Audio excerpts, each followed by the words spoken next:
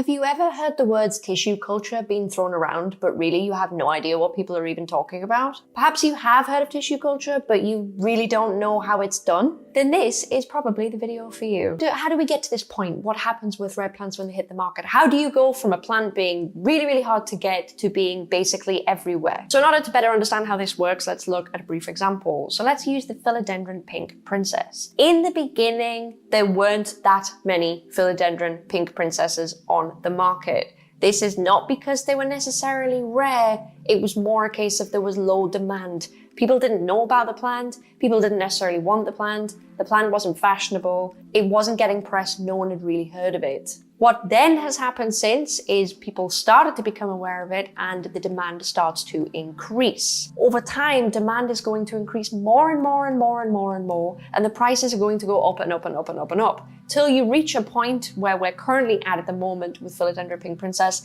and that is that the price is at an all-time high. Same with Monstera Thai Constellation, and we're now at the point where tissue culture is occurring in order to meet this demand. Once tissue culture has occurred on a huge scale and plants start filling people's homes and everybody has the plant that they've all coveted so much for so long, these plants become not in as much demand because everyone has one, they're not rare anymore, and the price will start to plummet, and the value of that plant will probably never go back up again. That is it for that plant. It becomes a common house plant. Obviously, most plants are probably going to work this way. Most plants are probably going to follow this journey into the market. So prices will peak, demand will eventually be filled, and you will start seeing, for example, a pink princess in IKEA or a big box store within the next 3 years. No problem.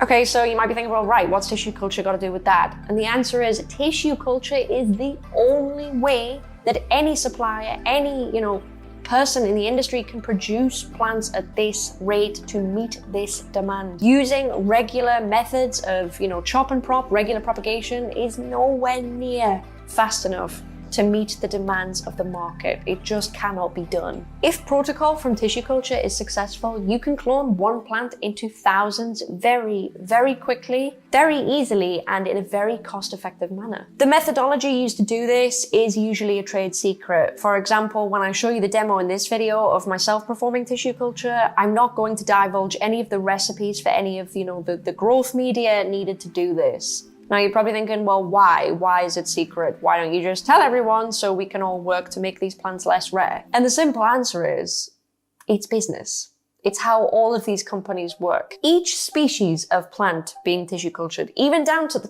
type of plant, probably, maybe, requires its own unique protocol.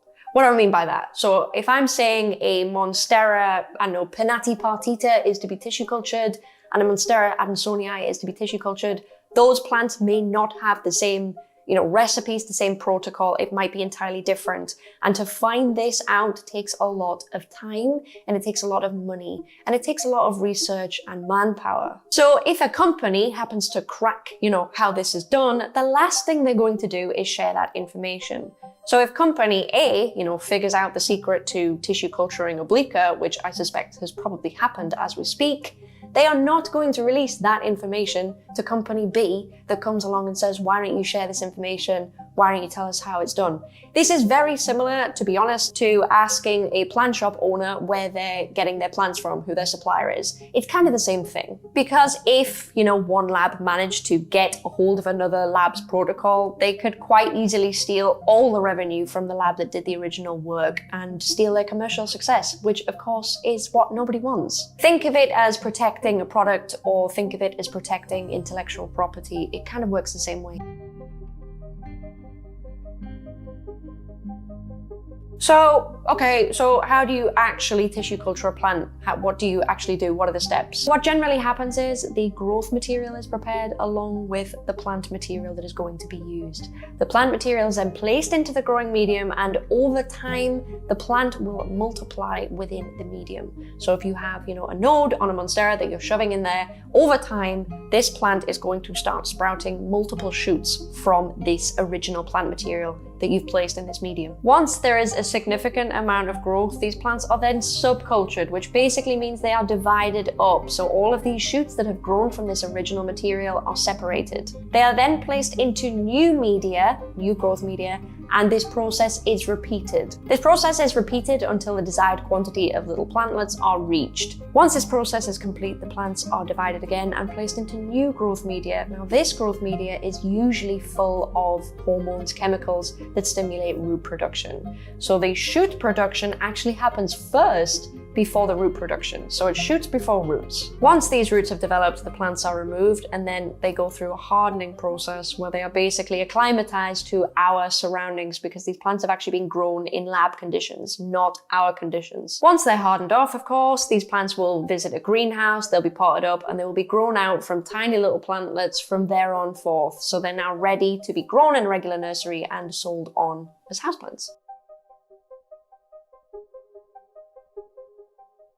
Now then, so tissue culture is usually performed by, large companies, large corporations, but there are a subset of people, hobbyists, that do like to try and perform tissue culture at home. This process is often referred to as kitchen culture because, as you may suspect, a lot of this protocol is actually carried out in a kitchen environment using kitchen materials. So think of it as kind of like the Breaking Bad of tissue culture. That's what's kind of going on in the minute. It's not the easiest thing in the world because you have to fight with sterilization and keeping the environment clean, but it can be done.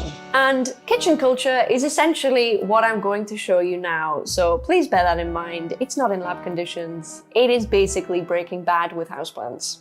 So for this demonstration, I'm actually going to be using Monstera adansonii nodes. Now, why Monstera adansonii, you might ask? Basically, I own a Monstera obliqua and I am not about to screw around with really expensive plant material when I can actually experiment with the protocol on plant material that is much cheaper to find. So that is why I'm actually using Monstera adansonii. Depending on the type of plant, of course, tissue culture can be pretty successful using different parts of the plant. For some plants, it might be the leaf. For some plants, it might be the stem.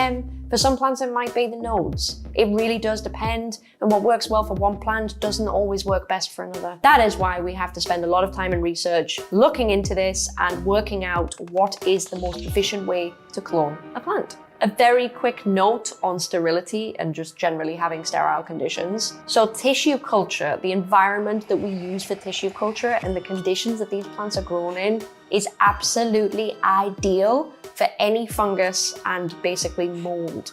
And the problem is mold and fungus will actually multiply quicker than any plant material in this environment can grow. So if we get any contamination in there and any mold or fungus in there, it's pretty much game over because it's going to multiply quicker than the plant can multiply, thus killing the plant material. So it is so important to keep things really, really sterile. In terms of kitchen culture, that usually means a lot of alcohol spraying and a lot of glove changing and a lot of wiping things down. In this video, however, I do have a little bit of a helping hand. I do actually have a laminar flow hood, so that does help keep a lot of things sterile in a lot of conditions. In kitchen conditions, you wouldn't necessarily have one of those. So I do have increased sterility there that perhaps a lot of other people might not have. But of course, it's nowhere near as sterile as a lab. So without further ado, let's get into it.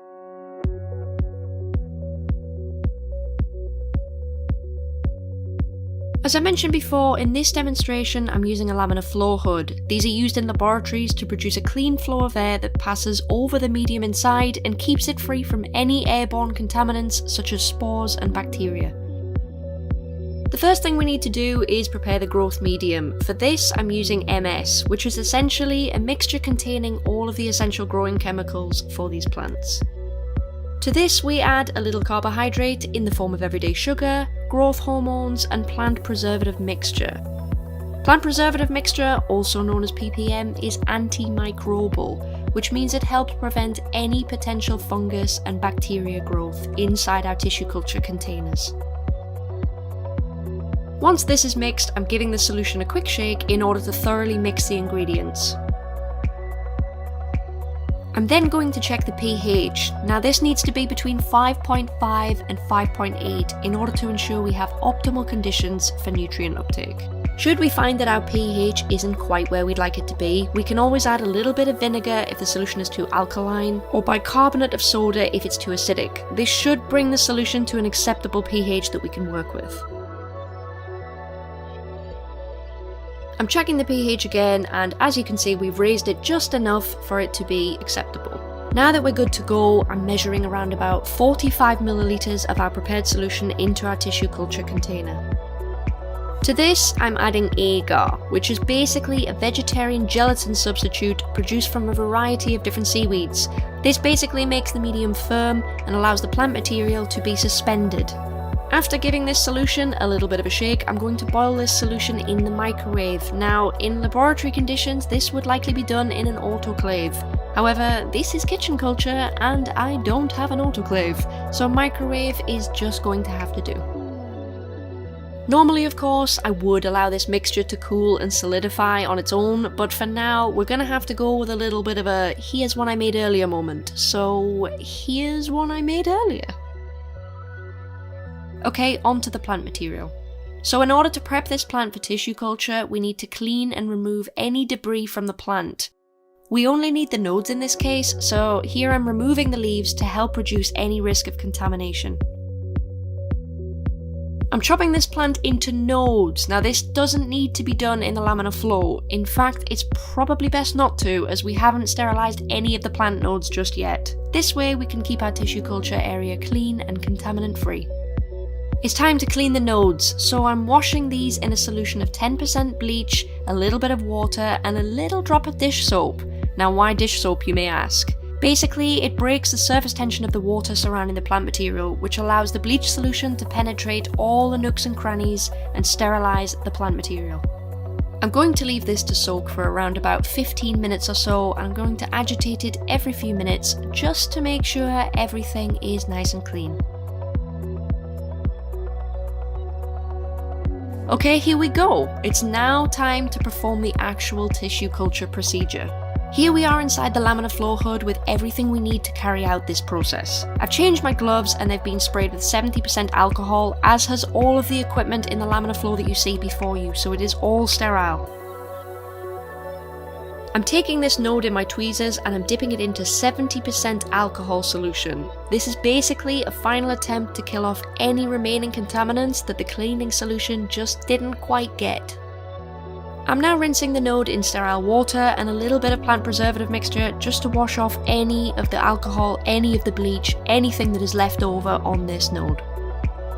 I'm placing it onto the chopping board and I'm trimming off either end of the node. Now I'm doing this because basically the alcohol and the bleach will have probably killed off all of the outer tissue on this node. And in order for tissue culture to work, I need fresh, sterile tissue. So cutting off either end of the node is basically exposing that tissue. I'm opening my growing container on its side to further reduce any chance of contamination, and I'm placing the plant material into the agar. Now, honestly, this can be a little bit tricky, especially for me in this demo, as my tweezers just aren't quite long enough to use on these containers. So, as you can see, it's a little bit fiddly, but I do get it in the end. Now that the plant material is inside the agar, I'm shutting the lid nice and tight. And there you have it. There is your prepped tissue culture plant. So this is basically what that container looks like up close. Now I do appreciate it's not the easiest thing to be able to see in there just due to the way that it is, but the node is sat there in agar, hopefully in a 100% sterile environment, so that it can start to basically propagate itself and create new shoots. So what you just saw there was the very first stage in the tissue culture process, because of course the medium that I placed that node in, or those nodes in, does not stimulate root production. From